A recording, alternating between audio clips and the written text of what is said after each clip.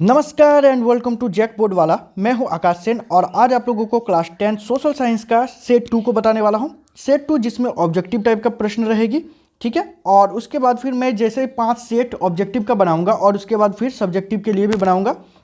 इससे पहले मैंने सोशल साइंस का जो जितने भी एग्जाम में आने वाले प्रश्न हैं उन सभी के लिए वीडियोज़ बनाया है, ठीक है। लेकिन फिर भी आप लोगों का डिमांड था कि सर आप लोगों के लिए जो है मॉडल सेट बना दे, ठीक है। तो मेरे पास 5 मॉडल सेट है। मैं उन सभी 5 मॉडल सेट को आप लोगों को बताऊंगा बारी बारी से। तो जैसे कि आज ही आप लोगों का सेट 1 तो सुबह को अपलोड हो चुका है, सेट 2 और सेट 3 आज ही अपलोड कर दूंगा। और उसके बाद फिर कोशिश करूंगा कि कल से आप लोगों के लिए सब्जेक्टिव के लिए वीडियो बनाता रहूं, ठीक है। और ऐसे ही आप लोगों को वीडियोस चाहिए तो चैनल को सब्सक्राइब कीजिएगा और मेरा मोटिवेशन लेवल को बढ़ाने के लिए अपने फ्रेंड के साथ शेयर जरूर कीजिएगा, ठीक है। चलिए हम लोग स्टार्ट करते हैं प्रश्न संख्या 1 के साथ। और प्रश्न संख्या 1 हम लोगों को पूछा जा रहा है कि निम्न में से किसका विश्वास था कि ईश्वर की मर्जी के अनुसार राष्ट्र ही मनुष्य की प्राकृतिक इकाई थी। तो ये सोच जो था, ये विश्वास जो था वो जिउसेppe मैथ्यूनी का था, ठीक है। अगला प्रश्न पर यदि बात करें तो जिसमें हम लोगों को बोला जा रहा है कि राष्ट्रवाद में एक निश्चित भौगोलिक क्षेत्र में रहने वाले जनता इनमें से किसके द्वारा जुड़ी होती है। तो किसके द्वारा जुड़ी होती है? तो समान संस्कृति, समान इतिहास और भाषा और लोक परंपरा, इनमें से सभी हो जाएगा इसका आंसर, ठीक है ना। चलिए यदि हम लोग प्रश्न संख्या 3 पर आए तो प्रश्न संख्या 3 हम लोगों से पूछा जा रहा है कि 1832 में किस संधि ने यूनान को एक स्वतंत्र राष्ट्र की मान्यता दी। तो ये था कुस्तुनतुनिया की संधि, ठीक है। कुस्तुनतुनिया की संधि के तहत जो है यूनान को एक स्वतंत्र राष्ट्र की मान्यता दी गई थी। अगला प्रश्न पर यदि हम लोग बात करें तो अगला प्रश्न जो हम लोगों को पूछा जा रहा है कि जालियांवाला बाग मैदान में अमृतसर के गांव वाले लोग किस मेले में शिरकत करने के लिए जमा हुए थे। तो वो लोग वैसाखी मेला में शिरकत करने के लिए जमा हुए थे, ठीक है। अगला प्रश्न पर यदि हम लोग बात करें तो अगला प्रश्न हम लोगों से पूछा जा रहा है कि सरदार वल्लभ भाई पटेल ने किस किसान आंदोलन का नेतृत्व किया था। तो किस किसान आंदोलन का नेतृत्व किया था? तो बारदोली आंदोलन का जो है नेतृत्व किया था, ठीक है।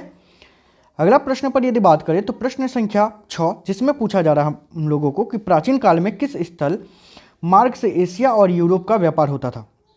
तो होता था रेशम मार्ग से, ठीक है। वर्तमान समय में यदि हम लोग देखें तो इसका उपयोग उतना ज़्यादा होता नहीं है, लेकिन उससे भी पहले थोड़ा सा यदि हम लोग बात करें प्राचीन समय का और अभी वर्तमान समय का, तो उस समय जो है वो स्थल मार्ग और जल मार्ग दोनों हुआ करता था, ठीक है, रेशम मार्ग। आगे यदि बात करें प्रश्न संख्या 7 पर जिसमें हम लोगों से पूछा जा रहा है कि किस मशीन के आने से बुनकरों को बड़े करघे चलाने और चौड़े अरज का कपड़ा बनाने में मदद मिली। तो वो था फ्लाई शटल के आने से, ठीक है। देखिए आप लोगों को चैनल का जितने भी वीडियोज़ है आप लोगों को यदि अच्छा लगे ना तो सब्सक्राइब जरूर कीजिएगा, ठीक है। और मेरा मोटिवेशन लेवल को बढ़ाने के लिए आप लोग अपने फ्रेंड के साथ शेयर जरूर कीजिएगा, क्योंकि आप लोग शेयर करते हो मेरा मोटिवेशन लेवल बढ़ता है, जिससे मैं आप लोगों के लिए और भी अच्छा अच्छा कंटेंट बना पाता हूँ, ठीक है। तो चलिए तो आगे बढ़ते हैं हम लोग प्रश्न संख्या 8 के साथ। और प्रश्न संख्या 8 हम लोगों से पूछा जा रहा है कि 1821 से संवाद कौमुदी का प्रकाशन किसने शुरू किया। तो किसने शुरू किया था? तो यह राजा राम मोहन राय के द्वारा शुरू किया गया था, ठीक है। अगला प्रश्न पर बात करें प्रश्न संख्या 9 जिसमें हम लोगों से पूछा जा रहा है कि पंजाब में भूमि निम्नीकरण का निम्नलिखित में से मुख्य कारण क्या था। तो मुख्य कारण था अधिक सिंचाई, ठीक है। पंजाब में भूमि निम्नीकरण का मुख्य कारण था अधिक सिंचाई। अगला प्रश्न पर यदि हम लोग बात करें तो अगला प्रश्न हम लोगों से पूछा जा रहा है कि संसाधन प्राकृतिक की देन है, मानव द्वारा इसके अंधाधुंध उपयोग से किस प्रकार की मुख्य समस्या पैदा होती है। तो सबसे पहले तो संसाधनों का ह्रास होता है, संसाधन समाज के कुछ ही लोगों के हाथ में आ गए हैं और वैश्विक परिस्थिति की संकट पैदा हो गया है। तो ये तीनों हो जाएगा, इसीलिए इसका आंसर हो जाएगा डी, इनमें सभी, ठीक है। प्रश्न संख्या यदि हम लोग 11 पर बात करें तो प्रश्न संख्या 11 हम लोगों से पूछा जा रहा है कि वे जातियाँ जिनका लुप्त होने का खतरा है कहलाती है। तो क्या कहलाती है? तो वो जाति जो है संकटग्रस्त जातियाँ कहलाती है, ठीक है। प्रश्न संख्या यदि हम लोग 12 पर बात करें तो जिसमें हम लोगों से पूछा जा रहा है कि पश्चिमी भारत के विशेषकर किस राज्य में पीने का पानी एकत्रित करने के लिए छत वर्षा जल संग्रहण का तरीका आम है। तो ये राजस्थान में आम है, ठीक है। आगे यदि बात करें प्रश्न संख्या 13 पर जिसमें पूछा जा रहा है कि निम्नांकित में से कौन सा उस कृषि प्रणाली को दर्शाता है जिसमें एक ही फसल लंबे चौड़े क्षेत्र में उगाई जाती है। तो ये जो है रोपण कृषि का उदाहरण में आती है, ठीक है, जैसे चाय की खेती वगैरह ये सब। आगे यदि बात करें प्रश्न संख्या 14 पर, जिसमें हम लोगों से पूछा जा रहा है कि झारखंड में स्थित कोडरमा निम्नांकित में किस खनिज का अग्रणी उत्पादक है। तो यदि हम लोग बात करें कोडरमा झारखंड का, तो ये अभ्रक उत्पादन में जो है अग्रणी है, अभ्रक उत्पादन में सबसे ज़्यादा आगे है। आगे यदि बात करें प्रश्न संख्या 15 पर, जिसमें पूछा जा रहा है कि निम्नांकित में से कौन सा नगर लोहा और इस्पात उद्योग के अतिरिक्त वाहन निर्माण उद्योग का केंद्र है। तो यह है जमशेदपुर। ठीक है। अगला प्रश्न, प्रश्न संख्या 16, जिसमें हम लोगों से पूछा जा रहा है कि निम्न से कौन से दो दूरस्थ स्थित स्थान पूर्वी पश्चिमी गलियारे से जुड़ा है। तो यह है आप लोगों का सिलचर तथा पोरबंदर। ठीक है। आगे यदि बात करें प्रश्न संख्या 17 पर, जिसमें हम लोगों से पूछा जा रहा है कि बेल्जियम में 1950 और 1960 के दशक में किन भाषा के बोलने वाले समूहों के बीच तनाव बढ़ने लगा था। कि फ्रेंच और डच भाषा बोलने वाले लोगों के बीच तनाव बढ़ने लगा था। ठीक है। यदि हम लोग बात करें प्रश्न संख्या 18 पर, तो प्रश्न संख्या 18 हम लोगों से पूछा जा रहा है कि जब केंद्र और राज्य सरकार से सत्ता लेकर स्थानीय सरकार को दी जाती है तो उसे क्या कहते हैं। तो उसे कहा जाता है विकेंद्रीकरण, मतलब सत्ता का विकेंद्रीकरण कहा जाता है। क्वेश्चन नंबर यदि 19 पर बात करें, तो क्वेश्चन नंबर 19 हम लोगों से पूछा जा रहा है कि मैक्सिको ओलंपिक की कहानी किस आंदोलन से संबंधित है। तो मैक्सिको ओलंपिक की कहानी जो है नागरिक अधिकार आंदोलन से संबंधित है। ठीक है। क्वेश्चन नंबर 20 पर यदि बात करें, तो क्वेश्चन नंबर 20 हम लोगों से पूछा जा रहा है कि बामसेफ निम्न में से किसका आंदोलन है। तो बामसेफ जो है कर्मचारियों का आंदोलन है। ठीक है। देखिए, यदि आप लोगों को वीडियो अच्छा लगे ना, चैनल को ज़रूर सब्सक्राइब कीजिएगा। इसमें आप लोगों का पैसा बिल्कुल नहीं लगता है, बिल्कुल फ्री है। ठीक है। और मेरा मोटिवेशन लेवल को बढ़ाने के लिए आप लोग अपने फ्रेंड के साथ भी शेयर कीजिएगा। ठीक है। चलिए, क्वेश्चन नंबर 21 पर यदि बात करें, तो क्वेश्चन नंबर 21 हम लोगों से पूछा जा रहा है कि राजनीतिक दल का कार्य क्या है।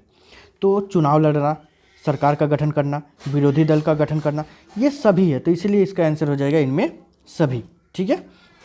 क्वेश्चन नंबर यदि 22 पर बात करें, तो क्वेश्चन नंबर 22 हम लोगों से पूछा जा रहा है कि लोकतंत्र में एक नागरिक को निर्णय लेने की प्रक्रिया की जांच करने का अधिकार और साधन होता है, इसे कहा जाता है। तो इसे क्या कहा जाता है। तो इसे पारदर्शिता कहा जाता है।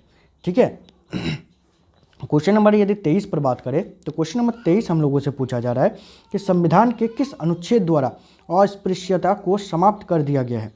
तो इसको अनुच्छेद 17 के तहत जो है अस्पृश्यता को क्या कर दिया गया है, समाप्त कर दिया गया है। ठीक है। क्वेश्चन नंबर 24 पर यदि बात करें, तो क्वेश्चन नंबर 24 हम लोगों से पूछा जा रहा है कि मानव विकास रिपोर्ट देशों की तुलना किस आधार पर करती है। तो ये स्वास्थ्य, शिक्षा और प्रति व्यक्ति आय तीनों के द्वारा करती है, इसीलिए इसका आंसर हो जाएगा इनमें सभी।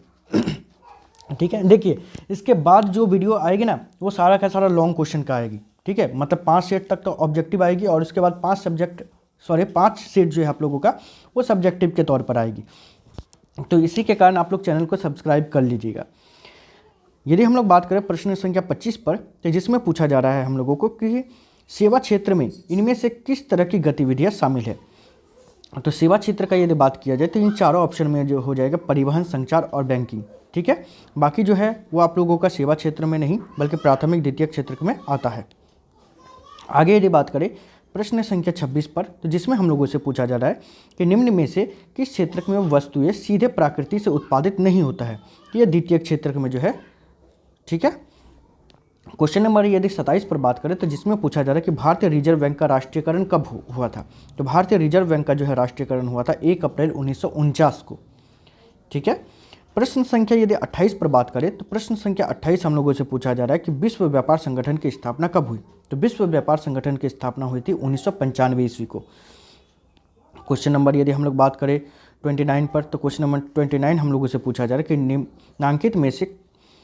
निम्नांकित में कौन सा तत्व उत्पादकों को घरेलू बाजार से बाहर व्यापार करने का अवसर देता है। तो वो है सार्वभौमिकरण। ठीक है। सार्वभौमिकरण। आगे यदि बात करें क्वेश्चन नंबर 30 पर, तो जिसमें हम लोगों से पूछा जा रहा है कि निम्नांकित में से किस दिन हम राष्ट्रीय उपभोक्ता दिवस को मनाते हैं। तो राष्ट्रीय उपभोक्ता दिवस को मनाते हैं हम लोग 24 दिसंबर को। ठीक है। तो देखिए, ऐसे ही वीडियोस पाने के लिए चैनल को सब्सक्राइब करके अपने फ्रेंड के साथ जरूर शेयर कीजिएगा। ठीक है। तो इस वीडियो में इतना ही, मिलते हैं नेक्स्ट वीडियो में, तब तक के लिए बाय, थैंक यू।